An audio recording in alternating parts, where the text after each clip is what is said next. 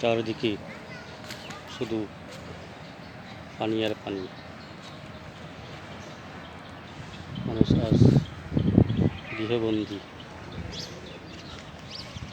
পানির দ্বারা।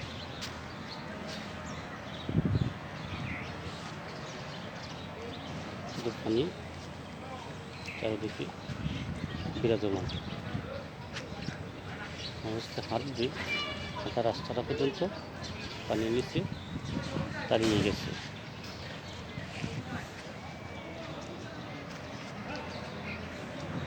শুধু দুঃখ, কষ্ট, আহাজারি আর কান্না ছাড়া কি করার নেই। এই বাড়ির মানুষগুলো কীভাবে দিন যাপন করবে তা বলা যাচ্ছে না। এটাই দুনিয়ার বাস্তবতা। প্রকৃতি কখনো নিজের রূপ ধারণ করে, কখনো আবহাওয়ার পরিবর্তন হয়, প্রকৃতি তার নিজের রূপে আবির্ভাব হয়। এটাই দুনিয়ার বাস্তবতা।